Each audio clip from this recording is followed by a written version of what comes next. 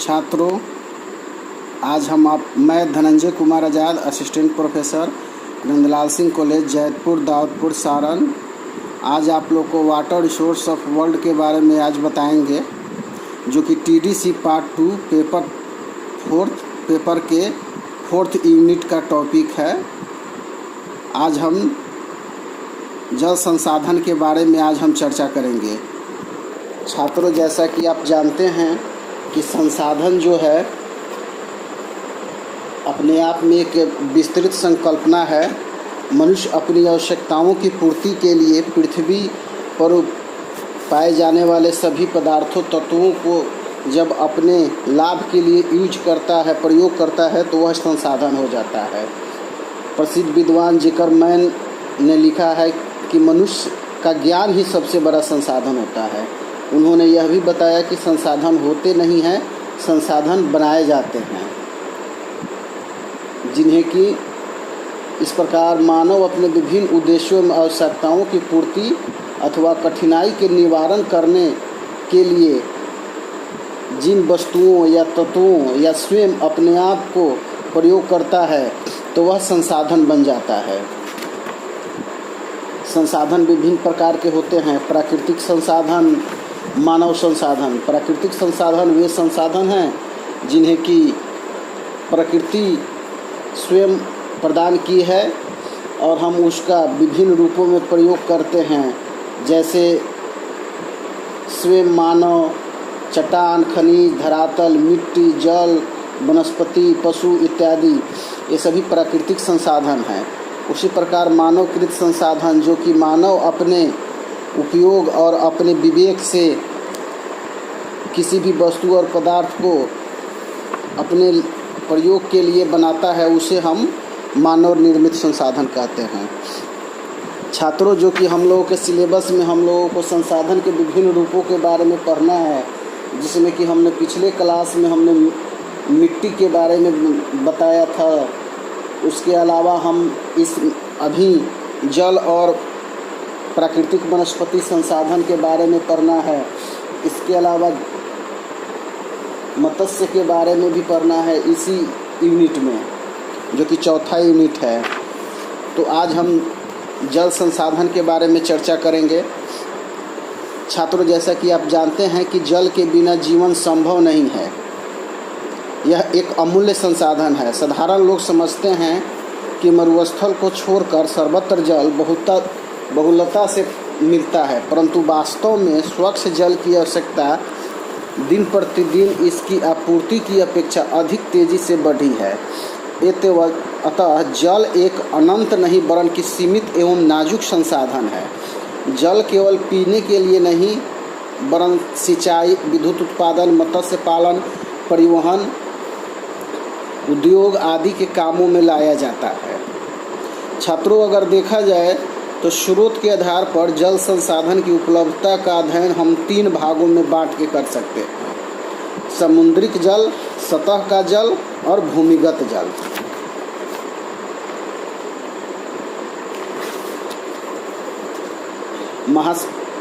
पृथ्वी के लगभग 3/4 भागों पर समुद्र फैले हुए हैं, जो कि हमने विगत क्लास में ही इसको और विस्तार से ही बताया था। साथ ही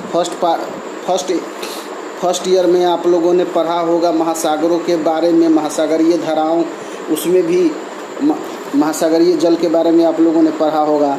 महासागरों एवं सागरों के वितरण तथा उसके जल संबंधी विशेषताओं से आप पहले से ही परिचित हैं। जल के अन्य 2 स्रोत उपलब्ध जल की मात्रा में अत्यधिक क्षेत्रीय भिन्नता पाई जाती है। जल निरंतर प्रवाहित होता रहता है तथा किसी भी क्षेत्र में इसकी मात्रा ऋतु के अनुसार एवं दैनिक घट बढ़ सकती है। विश्व में निरंतर एक जल चक्र चलता रहता है। इस जल चक्र का प्रमुख चक्र होता है समुद्र से जल वाष्पीकरण होता है और इसमें बादल बनते हैं। फिर वह द्रवीभूत होने से वृष्टि के रूप में जल पृथ्वी तल पर आता है। इस वर्षा का कुछ भाग सतह पर बहता हुआ फिर समुद्र में पहुंच जाता है। परंतु इस प्रमुख चक्र के अंतर्गत कई गौण चक्र चलते हैं। वर्षा जल का समुद्र में पहुंचने से पहले कई अवस्थाओं में वाष्प बनकर वायुमंडल में पहुंचता रहता है। तालाबों, झीलों, बहती हुई नदी, मिट्टी से वाष्पीकरण तथा वनस्पतियों से वाष्पोत्सर्जन होता रहता है। इस प्रकार हम देखते हैं कि जल किसी भी निश्चित मात्रा में स्थिर नहीं रहता है। मानव जो जल का उपयोग करता है, वर्षा के पश्चात सब जल सतह पर नहीं टिकता है, अतः सतह पर नालों एवं नदियों के रूप में बहता हुआ समुद्र में चला जाता है। कुछ जल जलाशयों में रुक जाते हैं तथा कुछ भूमिगत हो जाते हैं। अतः मानव उपयोग के लिए जल का प्रमुख स्रोत नदियां ही हैं। जहाँ कहीं संभव है भूमिगत जल का उपयोग भी कुओं के द्वारा, नलकूपों के द्वारा होता है। घरेलू उपयोग के अतिरिक्त नदियों के जल का उपयोग सिंचाई, कल कारखानों, परिवहन तथा जल विद्युत प्राप्त करने के लिए होता है। पर भूमिगत जल का उपयोग प्रमुखतः पीने के पानी एवं सिंचाई के लिए होता है। यही कारण है कि सामान्यतः अधिकांशतः बड़े नगर किसी न किसी नदी के किनारे ही पाए जाते हैं। उसी प्रकार देखा जाए तो जो समुद्रीय जल है, समुद्र के जल का यद्यपि बड़े पैमाने पर सिंचाई और विद्युत के लिए उपयोग नहीं होता है, पर उसमें पलने वाले विभिन्न जीवों का उपयोग होता है। समुद्र में विभिन्न प्रकार के खनिज भी पाए जाते हैं। समुद्र के 1 घन मील पानी में को सुखाने में 9.5 करोड़ टन नमक तथा 54 अन्य खनिज तत्व प्राप्त होते हैं।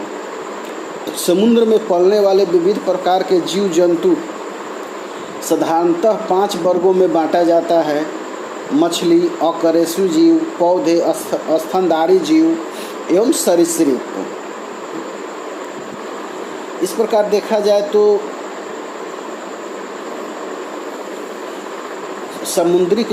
समुद्र जल जो है वह पृथ्वी पर उपलब्ध जल संसाधनों का एक बहुत बड़ा हिस्सा है। इसमें सबसे बड़ा काम जो है, सबसे बड़ी जो प्राप्ति मनुष्यों को होती है, मानवों को, वह है मत्स्य उत्पादन, मछली उत्पादन। मछलियों के वितरण पर जल के अलावा और कई कारक प्रभावी होते हैं, जैसे इनके भोजन, प्लैंकटन की प्रचुरता। प्लैंकटन की अधिक मात्रा स्वच्छ जल की धाराओं के संगम पर होता है, जहां विविध प्रकार के प्लैंकटन पर्याप्त मात्रा में पाए जाते हैं। छिछले पानी में मछलियों एवं जीव जंतु अधिक मिलते हैं। पूरे विश्व में अगर देखा जाए तो लगभग 40,000 प्रकार की मछलियों की प्रजातियां पाई जाती है। परंतु अगर व्यापारिक दृष्टिकोण से देखा जाए तो herring, sardine, cod, pollock, mackerel, snapper, bass जैसे कुछ ही मछलियों का व्यापारिक प्रयोग होता है। अगर हम पूरे विश्व में देखा जाए अगर मत्स्य उत्पादन क्षेत्रों को, तो उसको हम कई भागों में बांटते हैं, जैसे कि उच्च मध्य अक्षांशीय समुद्र क्षेत्र। इन समुद्रों में सबसे अधिक मछलियां पकड़ी जाती है। विश्व के संपूर्ण मत्स्य उत्पादन का 73% इन समुद्रों में मिलता है। यहाँ 25 देशों के 40 लाख से ज़्यादा लोग मछली पकड़ने के व्यवसाय में लगे हुए हैं। इसके अंतर्गत 4 प्रमुख क्षेत्र हैं: उत्तर पश्चिमी प्रशांत महासागरीय कैलिफोर्निया से बेरिंग सागर तक, उत्तर पूर्वी प्रशांत महासागर ताइवान से बेरिंग सागर तक, उत्तर पूर्वी अटलांटिक महासागर से पुर्तगाल के बारेंट्स सागर तक, जबकि उत्तर पश्चिमी अटलांटिक महासागर के लेब्राडोर एवं न्यूफाउंडलैंड से कनाडा के तट तक। जबकि अगर मध्य अक्षांशीय क्षेत्र देखा जाए तो इसके अंतर्गत 3 प्रमुख समुद्र प्रदेश सम्मिलित हैं: प्रशांत महासागर में चीन एवं जापान के तटीय क्षेत्र, अटलांटिक महासागर में न्यूयॉर्क से बैराक्रूज तक के क्षेत्र एवं भूमध्य सागर एवं काला सागर से विश्व मत्स्य उत्पादन का लगभग 4% क्षेत्र प्राप्त होता है। समुद्रों के अतिरिक्त धरातलीय जल स्रोतों जैसे नदियों एवं झीलों में भी मछली पकड़ने का कार्य किया जाता है।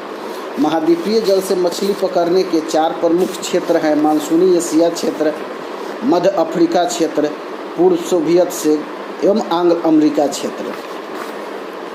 इस प्रकार से देखा जाए तो समुद्र से प्राप्त होने वाले प्रमुख संसाधन यानी जल संसाधन जो है वह मत्स्य उत्पादन के रूप में हमें प्राप्त होता है। इसके अलावा जल से जो सबसे उपयोग, जो संसाधन के रूप में जो जल का सबसे बड़ा उपयोग होता है वह है सिंचाई। सिंचाई के लिए जल का उपयोग मानव प्राचीन काल से करता आ रहा है। अधिकतर प्राचीन सभ्यताएं सिंचाई के आधार पर ही विकसित हुई है। विश्व के कुल जल उपयोग का 80% सिंचाई में प्रयुक्त होता है। सिंचाई के लिए सतह तथा भूमिगत जल का ही उपयोग होता है। इन स्रोतों से प्राप्त जल का कृत्रिम विधियों द्वारा प्रवाहित करके खेतों में पहुंचाने तथा मिट्टी को नम करने की व्यवस्था को सिंचाई कहते हैं। सिंचाई की आवश्यकता वहीं होती है जहां वर्षा की मात्रा फसलों के लिए अपर्याप्त हो अथवा वर्षा का सामयिक वितरण इस प्रकार हो कि आवश्यकता के समय फसलों के लिए पर्याप्त जल उपलब्ध होने में कठिनाई हो। रेगिस्तानों में सिंचाई के बिना मिट्टी में पर्याप्त नमी नहीं आ पाती है। अर्ध शुष्क तथा आर्द्र प्रदेशों में भी सिंचाई से वर्षा की मात्रा में कमी की पूर्ति की जा सकती है। किसी ऋतु विशेष में जल की कमी वाले क्षेत्रों में सिंचाई के द्वारा फसल उगाने की अवधि बढ़ाई जा सकती है। इस प्रकार शुष्क एवं अर्ध शुष्क प्रदेशों में जहां औसत वर्षा 15 सेंटीमीटर से कम होती है तथा मानसून एवं भूमध्यसागरीय जलवायु में जहां वर्षा की मात्रा में ऋतु के अनुसार भिन्नता मिलती है, सिंचाई की विशेष आवश्यकता होती है। अन्य जलवायु में भी जहां किसी विशेष कारण में मिट्टी में नमी कम होती है, सिंचाई के सहारा लेकर कृषि कार्य किया जाता है। इस प्रकार देखा जाए तो जल संसाधन का जो सबसे बड़ा उपयोग होता है मत्स्य उत्पादन के रूप में होता है। इसके अलावा सिंचाई के रूप में होता है। इसके अलावा परिवहन के रूप में होता है। आज भी दुनिया में सबसे सस्ता और सुगम यातायात का साधन जल परिवहन ही है। इसके अलावा जल संसाधन को हम लोग बड़े बड़े बांध के रूप में, बांधों से प्राप्त बिजली के रूप में भी हम लोग जल का उपयोग करते हैं। भारत में भी कई एक बड़े बड़े बांधों का निर्माण हुआ है। नदियों पर बड़े बड़े जलाशय बनाकर उसमें मत्स्य पालन, परिवहन, पर्यटन एवं जल विद्युत के रूप में भी जल संसाधन का हम लोग आज प्रयोग कर रहे हैं। इस प्रकार से देखा जाए तो जल एक बहुत महत्वपूर्ण संसाधन है। और साथ ही यहाँ एक चीज़ और समझ लेना चाहिए कि जल एक अनवीकरणीय संसाधन है। अतः हमें जल संरक्षण पर भी विशेष ध्यान देना चाहिए और जल संरक्षण के क्षेत्र में सतत प्रयास करना चाहिए ताकि आने वाले पीढ़ियों के लिए जल हमेशा के लिए उपलब्ध रह सके। धन्यवाद।